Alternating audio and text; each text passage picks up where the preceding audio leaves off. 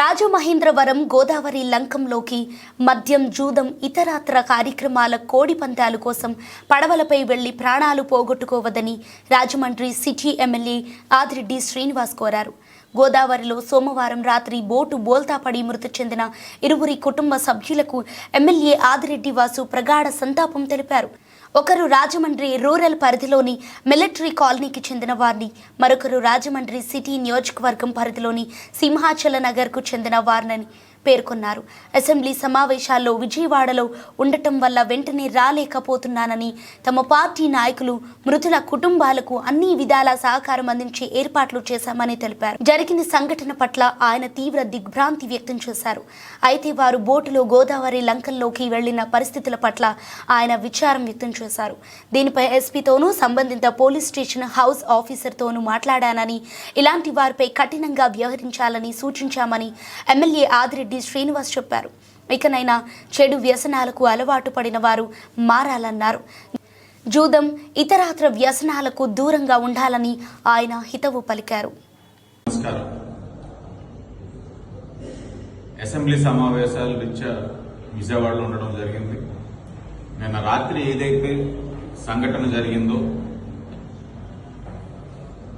ఈ యొక్క మద్యం సేవించడానికి అలాగే ఇతరితర కార్యక్రమాలకి రాజమహేంద్రవరం ఆ ప్రాంతం అలాగే కొవ్వూరు ప్రాంతం నుంచి హ్యావ్లాక్ బ్రిడ్జ్ దగ్గర బ్రిడ్జ్ లంక దగ్గరికి వెళ్ళడం జరిగింది.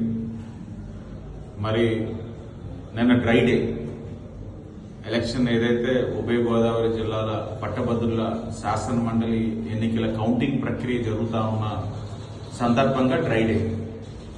మరి ప్రత్యామ్నాయంగా ఏదైతే పోలీస్ ఒక సర్వేలెన్స్ గట్టిగా ఉండడంతో ప్రత్యామ్నాయంగా ఈ లంకలకి వెళ్ళడం జరిగింది.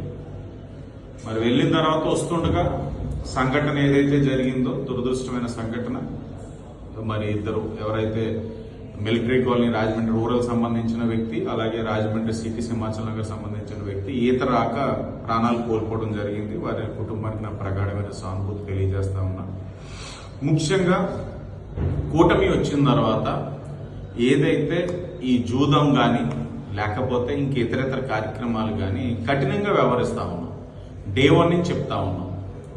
గత 5 సంవత్సరాలు ఏం జరిగిందన్నది అనవసరం, మీరు మానుకోండి, మానుకోవాల్సిందని చెప్తానే ఉన్నాం. మరి నగరంలో సర్వేలెన్స్ ఎక్కువ ఉండడం వల్ల, పట్టణాల్లో కానీ పల్లెల్లో కానీ పోలీసు వారు సమర్థవంతంగా పనిచేయడం వల్ల వారికి ఆటలు సాగక ప్రత్యామ్నాయ ఏర్పాట్లు చేసుకొని ఆడించేవారు వీళ్ళని ఇలాగా ఆ వ్యసనానికి అలవాటు పడిన వాళ్ళని అడ్వాంటేజ్ తీసుకుని ఇలా లంకలు తీసుకెళ్లి ఆడించేవన్న చాలా దురదృష్టకరం. ఎస్పీ గారితో మాట్లాడాను. సంఘటన జరిగిన వెంటనే రాత్రి కన్సర్న్ ఏదైతే స్టేషన్ ఇన్స్పెక్టర్ గారితో మాట్లాడాం.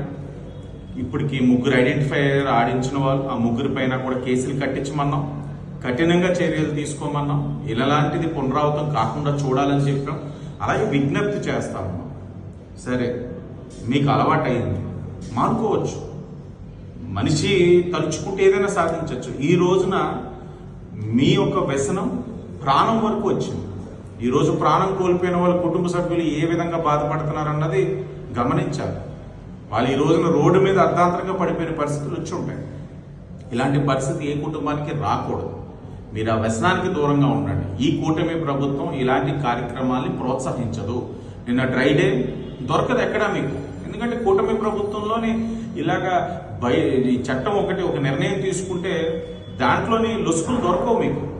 కాబట్టి మేము చెప్తున్న దానికి గౌరవించి మీరు కూడా సహకరించాలని ప్రజలకు విజ్ఞప్తి చేస్తూ, అలాగే చట్టం దాని పని అది చేసుకుపోయింది. పోలీసు వారు చాలా సమర్థవంతంగా కారణమైన వాళ్ళందరినీ కూడా మల్లాయపాటకు సంబంధించిన 3 కూడా చెప్తా ఉన్నారు. వాళ్ళపైన కూడా చర్యలు తీసుకోవడం జరిగింది, కేసులు కూడా కట్టడం జరిగింది.